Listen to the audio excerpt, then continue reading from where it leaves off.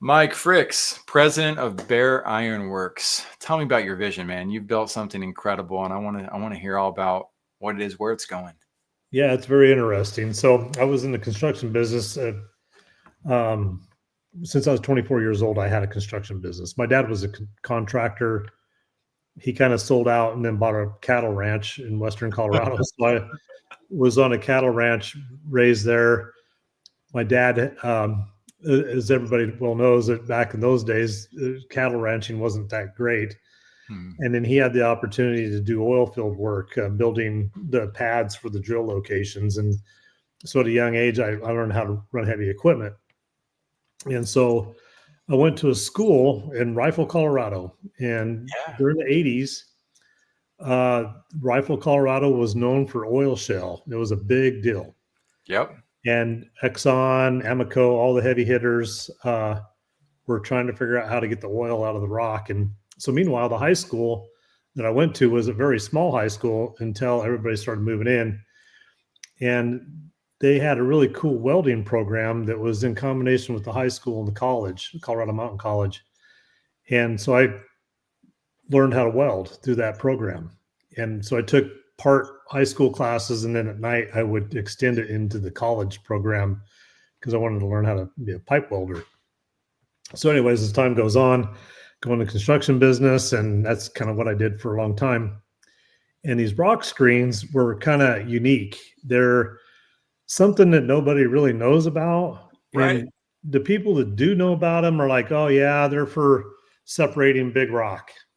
And really the reason they were used back in the old days was to separate the fines out of big rock so they could use big rock for what they call riprap. It's RIP, RAP, riprap.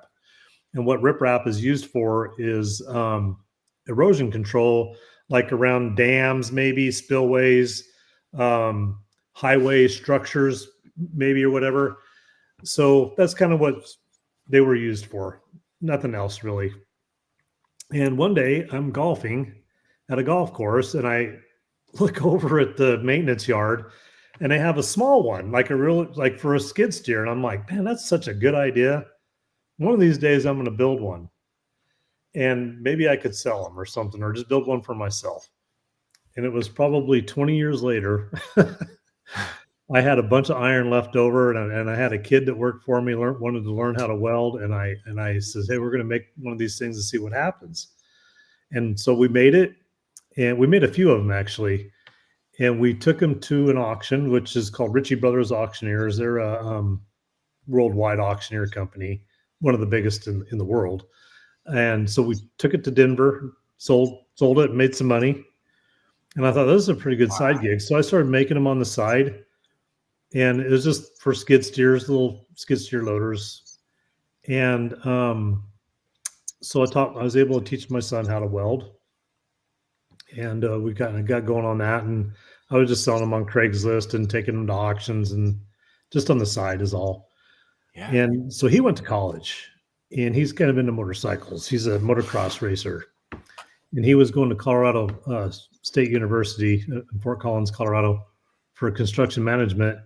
And he needed a job, couldn't find a job. And I said, well, you should find some farmer and ask him if you could maybe use an old barn or whatever shop and make some of these, make a couple a month, and it'll fit your schedule. It won't interrupt with your school, and you can make them whenever you want and sell them. And so he did. And he was really good at websites. So he built a website, and they started selling pretty good. They started selling all over the nation, as a matter of fact. And he got so busy building them that it interrupted his school because he was so busy. He was hiring his buddies, like engineers, and they matter whatever in classes, and like, hey, you want to learn how to weld? I'll pay you. And he was doing everything legit. He had workers' comp. He was paying all the taxes, all that kind of stuff, and he was busy. He was delivering them, and I delivered some. But meanwhile, I was working in Louisiana at COVID, and I got sick with COVID, and meanwhile, he decided to shut the whole thing down because it wasn't doing good with school. He wanted to finish and get his degree in that. So I kind of got done down there, and I says, "Hey, what do you think?" I says, "How much time do you think you was putting into that? I mean, compared to what if you did it full time, how much time do you think he was putting into it?" And he goes, I was probably putting 10% into it." And I said, "So if we did this thing 100%, we could go, do it pretty big, right?" And he's like, "Yeah, I think so." So I did. We right in COVID, about August of 2020. I didn't have a shop. I came from Louisiana. My mom and dad had a little shed that literally measured 16 feet by 20 feet, and I was just making them out of that tiny little shed, basically. Mhm. And we've got the website going back up, and next thing you know, people are going, "Man, I need it." And we started shipping them, and next thing you know, he gets his education, and he's becomes part of the company, and we started adding more products and designing more things. And I guess, the other thing too is in Louisiana, when I worked down there, the bedding box is part of this, part of our products. Yeah. We couldn't get them. We was bringing them in 1,000 miles away. Wow. And so the rental companies like United Rentals had to bring them in from, like I said, 1,000 miles away. And I thought, man, I could make them. I know how to weld. I know how to make these things. And so we added that line to it. And we was the first ones to build bedding boxes for mini excavators. And then we've been done well with those. And we make great big ones for large excavators. And our screens now, we make them mega huge screens, and our newest screen is one that you can just shovel in. If you person in your backyard wanting to make compost or screen out your decorative rock or whatever, you can screen it out. And Oh, that's we cool. have all the way Consumer from a screens hand now. shovel all the way up to mega machines. Wow. Yeah, Oh that's my how that all gosh. went down. That is so cool. Okay, Vision Pros. One of the things I'm going to do on behalf of all of you is I'm going to take this specific episode and I'm going to ask ChatGPT to create us a guide of all the principles that we can learn from that one tiny story. Mike, that's freaking incredible. Like everything that you've done with working with your son on this, teaching him and empowering him to hire things out, delegating, understanding you don't have to be 100% from day one. Like there's so many principles about the story and about how you came to build this out that reminds me of, a mini version of Rockefeller, right? That reminds me of the paths that I've seen. And for those of you who don't know, I don't talk about this a lot because we're usually talking technology stuff. My grandpa was the first man to drill a successful horizontal oil well in the state of New Mexico. No kidding. And That's he ran cool. a little company called McNutt Oil and Gas Tool Rental Company. It was the largest tool rental company for oil and gas in the I world. know that name. Ah, you Yes. know Herb McNutt? Well, no, the He's passed McNutt away, name. Yeah. but yep. My grandpa was also known as the like the best fisher in the business. So back in the day, for those of you listening and who, something fell into the well, you had to figure out how to get that thing out. They didn't have all the technology they have now. And so he'd fly all over the world, Panama specifically a lot, to go down and help out when something like that would happen.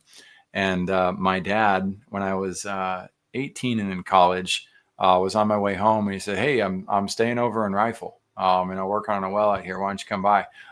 So I hit Rifle, Colorado, on the way down. Yeah. So all this blue collar stuff, and again, another secret, Vision Pros. The more boring your business is, the more I get excited. All right, the more legitimate, the more like, oh wow, everybody's overlooking the needs associated with this.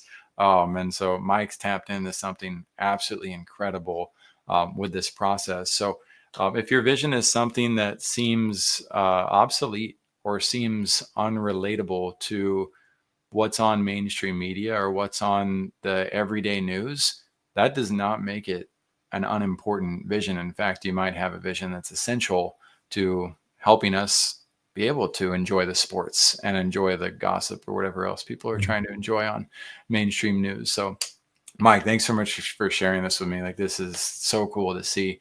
We're going to close out pretty fast on this particular episode. I'd love to have you back though, and I'd love to dive in deeper because there's just so much we can learn. If you're willing to honor us with your time and come back, we'd love that. In the meantime, I want to know, what's your why, man? What drives you? What gets you going? I tried to work for other people. I've been working for myself most of my career. And I tried to go, like I said, I worked for one of the biggest construction companies in the world in Louisiana, and as a manager, and I still couldn't do it.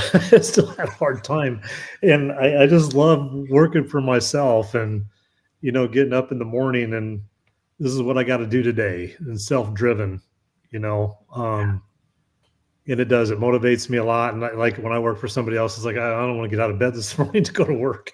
Right. There's But some limitation there. I was yeah, fired from almost every semi-corporate job I ever had. So no, yeah, it just that's not for me. I need to be able to learn more and control my day a bit more. yeah. So I do it, for that. My son, being able to work with my son is really fun, Yeah. and then he's come out. He's done really well. He's automated basically the whole company. I mean, the business is in Grand Junction, Colorado. I live in Yeah. Phoenix. He lives in Charleston, South Carolina. Oh, So we can watch it live all day long when the welders clock in on the item that they have to build, and we can sit there and see what's going on, material ordering yeah. or shipping or whatever it may be. And you can go Yeah. sailing in Charleston. I did that a couple years ago. Right? Did you? Woo! Yeah, we have Nice. there's a new studio there. Again, all you Vision Pros are going to benefit from this. There's a state of the art podcasting / virtual conference studio. It's got one of those virtual media rooms that's just out of this world. It's one of the few like it in the country. Hmm. And Yeah. so a company I was working with rented that out for their virtual event.